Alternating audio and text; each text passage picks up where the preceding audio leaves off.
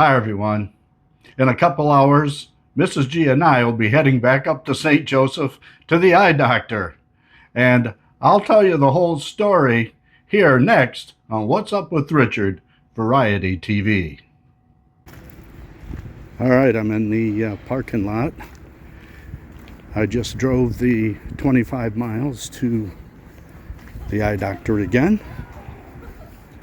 And we'll see what happens with the post-op checkup. That's Mrs. G leading the way.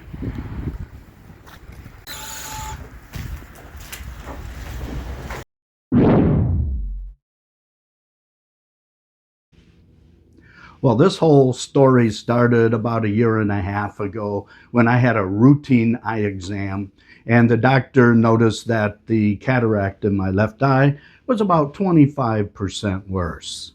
What they did at that time was they adjusted the lenses of my glasses here to compensate for that a little bit. It worked for about 6 months, and then I noticed that my vision just wasn't sharp, especially distance vision just wasn't sharp, and it was making much more difficult to drive in late evening and at night. So that brings me to last October, where I had another visual exam, and they said it doesn't improve. So it had gotten a little bit worse, and a decision then needed to be made. Do I continue trying to adjust with my glasses, or do I have cataract surgery?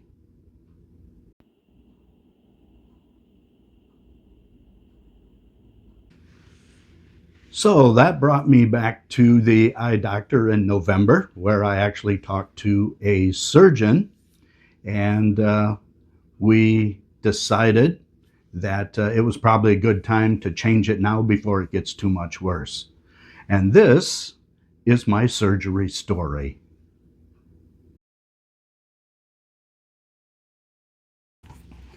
Got some notes here so I don't forget anything. That brings me to December 9th. The first scheduled surgery was December 9th. And then we got a call a couple days before then. And they said, well, the doctor's not going to be able to make that appointment. We're going to push it back to December 30th. And that is the day that I had my surgery.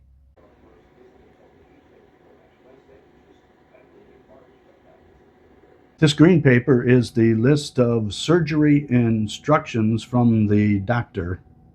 And it says, do not eat or drink out 8 hours before arrival time. Don't smoke the day of surgery, which I don't smoke. Heart and breathing medications allowed in the morning of the surgery with a sip of water. I did take my blood pressure medications. You will be at the surgery center for approximately 2 hours, and that was very accurate. No driving the day of surgery due to the anesthesia. No, there's no way I could have ever driven home. You will be dilated for your appointments after surgery, so please plan accordingly. These things. And please pick up your prescribed eye medications from your pharmacy. I picked up my medications before December 9th because I figured we were going to have surgery then. So that's all been taken care of.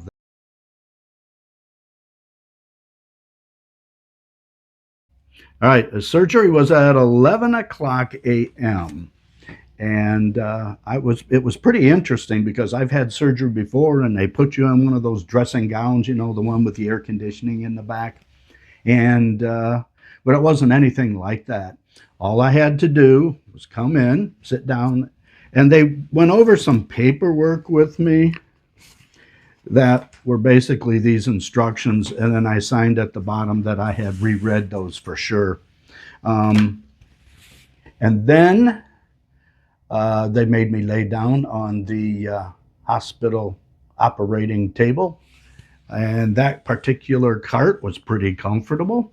I didn't have to undress. All I wore was loose fitting clothing. In fact, the first segment of the video, I actually wore that day.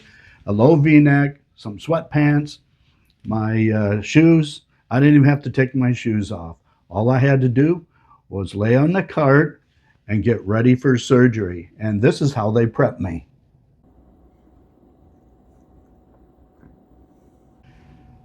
First thing I had to do was take a couple pills, Valium, and yeah, it's a pretty strong narcotic, and it basically is given to you to relax you, which it very much did. Second, they wiped my face totally with some type of a disinfectant rag or something, even though I had washed it the morning before. And next, they started to put on a blood pressure cuff, and it started taking my blood pressure. They also put that little gizmo here on your finger, which I believe is an oxygen sensor. And then they put the tubes around my neck because I was going to have some oxygen during surgery. So the little tubes up here into my nose. What else here? And the only other thing they did prep wise that way was to poke me here so that they could start the IV, because yes, I was going to be partially under during the surgery. And then they started putting drops in my eyes. Drop, drop. I don't know. When you take Valium, you sort of lose track of time because you're so relaxed. I don't know how often they did it or how many times they did it. But yeah, they put drops in my eye continue at least 3 times, I would think, before I went into the operating room. It was a little bit later where the anesthesiologist came in and asked me the usual questions. Have you ever had any issues with anesthetic? No. It sometimes made me nauseous, but not really too bad. And do I have anything in my mouth that needs to be taken out before surgery? I said no. And she said, fine, we'll see you in a little bit. It was not too much longer after that, I think, I can't tell, that the doctor came in, the surgeon came in, and he said, hello. I said, hi. He said, left eye? I said, yes. And he put a little mark there with a permanent marker. Now, the nurse had done that earlier. Richard, we doing the left eye? Yes. She put a little X up there and a permanent marker. So I'm sure they had it on their records it was a left eye. The nurse checked, the doctor double checked, I checked with them. And so they knew that this was the eye they were going to be operating on. Now, what happened in the operating room? That's next.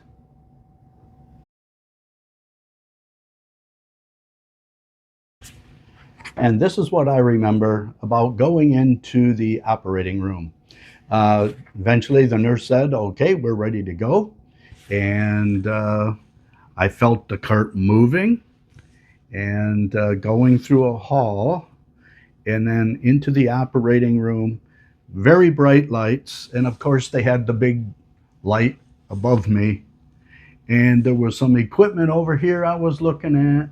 And the next thing I know, all I saw was a tremendously bright flash in my eye. I don't know how long it was. It seemed like just seconds, but it could have been minutes because you're sort of out at that time. And that's it, that bright flash. And the next thing I know, I'm back in the recovery room, and the nurse is saying, okay, it's time to go. So the nurse got me up, and I put my hearing aids back in. I had my glasses, and they gave me some fancy sunglasses. I do not remember getting in. I remember getting into the car, but I don't know how I got into the car. So later on, I asked Mrs. G, I don't remember walking out to the car. She sort of laughed at me. She says, you didn't walk out. You were in a wheelchair until you got to the car door. I don't remember any of that. I do not remember the trip home. I don't remember. I remember getting into the car, plugging in my seatbelt, putting my head down. I don't remember anything until I got out of the car. Mrs. G said, yeah, you were pretty woozy. And she was a little worried when I was walking into the house, but apparently she was right behind me. I don't think she would be able to catch me if I fell, but she was there anyway for support. And I do remember coming into the house. I had not eaten for 20 hours, even though you only had to fast for 8 hours before the surgery. With the timing, I just said, I'll just eat it now and then forget it. I've done that before. And lo and behold, I got something to eat. I went into the bedroom and took about a 2 hour nap. Anyway, there are a bunch of do's and don'ts. First of all, I cannot directly get water into my eyes, so I have to be real careful when I wash my hair, shower, those kinds of things. Uh, it says no swimming or hot tub for 2 weeks. Well, as you can see outside, I don't plan on going swimming anytime soon, and we don't have a hot tub, so I'm not worried about that. It says do not rub the operative eye for 1 week. Well, 1 week is coming up here in just a couple days, so I have not done that. And in fact, they gave me a really fancy patch to put over my eye at night, which you saw in the intro of the video. It says avoid wearing makeup for the first 24 hours.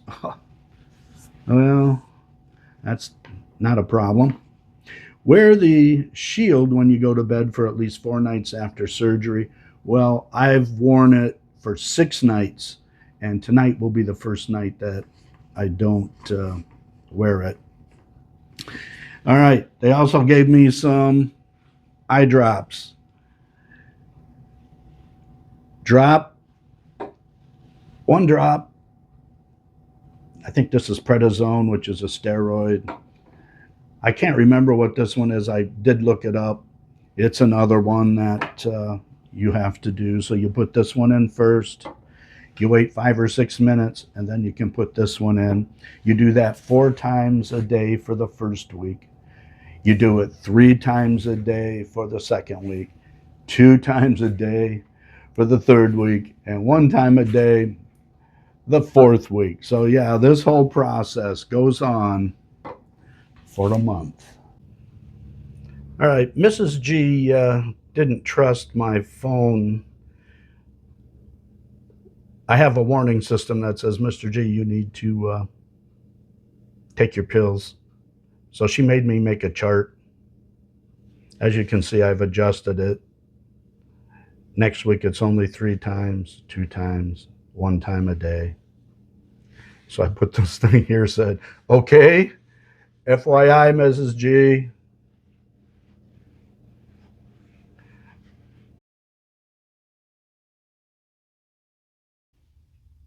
Look at these beauties. But I'll be honest with you, I'm glad I had them because the sunlight on the new lens would be quite bright.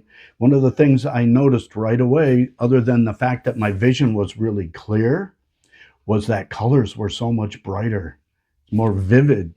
Um, and if I close my left eye and just look through my right eye and compare and then switch and compare it, this eye has sort of a dull yellowish color to it, where this one is very bright and clear.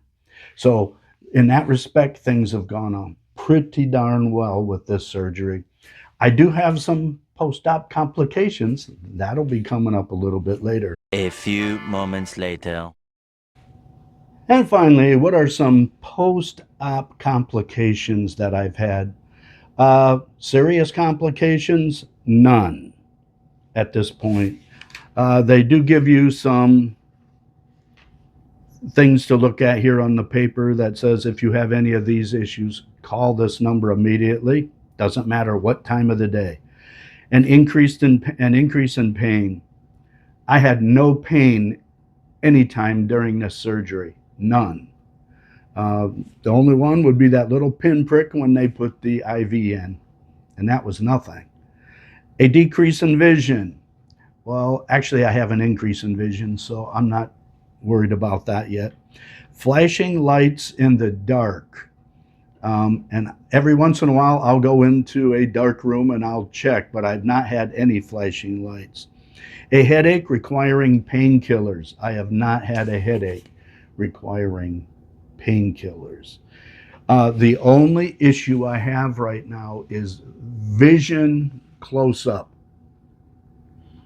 And with my left eye, which is normal, it's my dominant eye.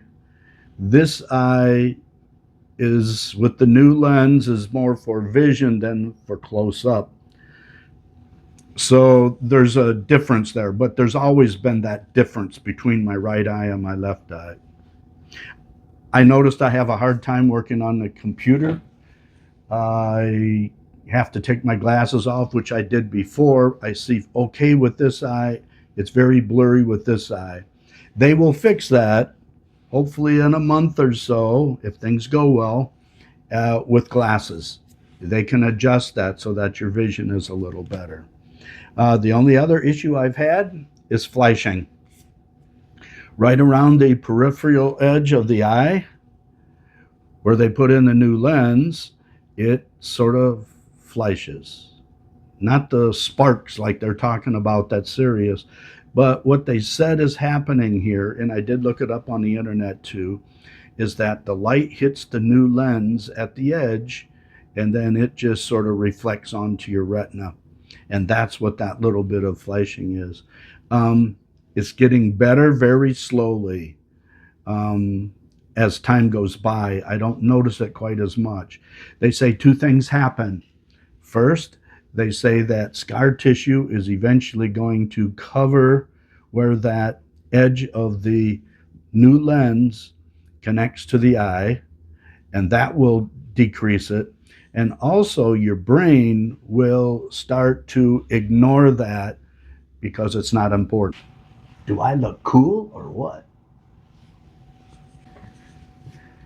And on a final note, I guess what's up with Richard is looking at 2026 in a totally new light.